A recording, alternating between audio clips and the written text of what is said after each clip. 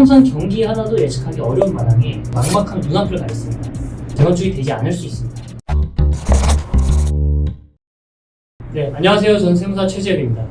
세무사인 제가 개인적으로 재개발 재건축 투자하지 않는 이유 3가지 말씀드리겠습니다.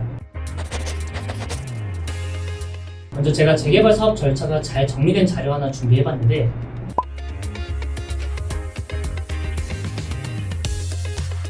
절차를 보니까 좀 어떤 생각이 드시나요? 재개발 재건축 투자를 이미 해보신 분이거나 아니면 이 분야의 전문가분이 아니라면 누구나 헉 하고 깜짝 놀라실 것 같아요. 처음 이 공부 시작할 때 절차 보고 진짜 막막한 눈앞을 가렸습니다. 재개발 재건축 투자를 하기 위해서는 당연히 알고 있어야 하는 기본적인 절차이고 이 절차를 하나하나 세부적으로 좀 알고 있어야겠죠. 근데 여기서 끝이 아닙니다. 이 투자 전문 용어가 처음 들어보는 생소한 단어고 이 내용도 공부하기가 굉장히 어렵습니다. 그래도 뭐 공부가 열심히 하면 충분히 커버가 가능하겠지만 제가 재개발 재건축을 더 이상 공부하지 않는 가장 큰 이유 첫 번째는 재개발 재건축이 진행되기 전까지의 기간이 너무 오래 걸린다는 거예요. 재건축이 이루어지는 데는 평균 기간 8년으로 나와 있으나 실제로는 10년, 20년이 지나도 재건축이 되지 않을 수 있습니다. 예시로 압구정 현대아파트가 있는데 이 아파트는 2000년대 재건축 이야기가 한번 나왔습니다. 20년이 지난 지금까지도 재건축이 완료되지 않았죠. 아무래도 많은 사람들의 재산이 달려있고 이 각자의 상황과 생각이 다르기 때문에 이 갈등과 소송이 잦아져서 재개발의 진척이 더딜 수밖에 없다는 생각이 들더라고요. 두 번째는 가치 상승의 폭이 한정적이라는 점인데 제가 아파트 투자하지 않는 이유와 동일한 논리라고 보시면 됩니다. 제가 아파트 투자를 하지 않는 이유에 대해서 궁금하신 분들은 위에 영상 상단에 띄워놓을게요. 재개발 재건축이 되어도 아파트는 아파트입니다.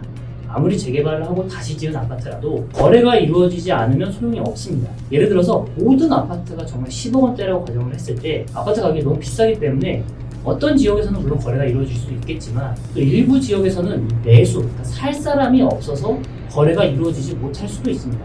게다가 장기적으로 봤을 때 이 아파트를 매수해야 할 청년들의 인구가 점차 줄어들고 있는 상황에서 저는 더 이상 아파트를 매수하려고 하는 인구가 소멸될 가능성이 높다라고 보고 있습니다. 세 번째는 정부 정책의 영향을 많이 받는다는 겁니다. 이 아파트와 마찬가지로 정부 정책에 따라 매년 달라지고 있는 것이 이 재개발 재건축인데요. 아파트 가격을 잡기 위해 혹은 아파트 거래량을 늘리기 위해 정부는 계속해서 아파트에 대한 규제와 완화를 진행하고 있습니다. 부동산 경기 하나도 예측하기 어려운 마당에 이 정부 정책에 따라 부동산 가격에 변화가 발생한다면 이 아파트 관련 가격을 예측하는 것은 거의 불가능에 가깝다라는 생각이 좀 들더라고요.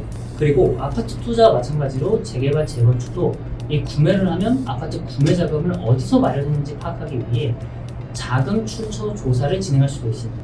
다르게 말씀드리면 세무조사의 위험성이 큰 투자라는 겁니다. 개인적으로 세무조사를 받는 것은 리스크가 굉장히 크다라는 인식을 하고 있기에 저는 정부에서 아파트 관련 투자를 하지 말라라는 신호를 좀 느껴졌습니다. 이런 3가지 이유로 저는 아파트 투자 공부, 재개발 재건축 공부, 경매 공부 끝에 현재 아파트 매매보다는 건물주를 목표로 공부를 하고 있습니다.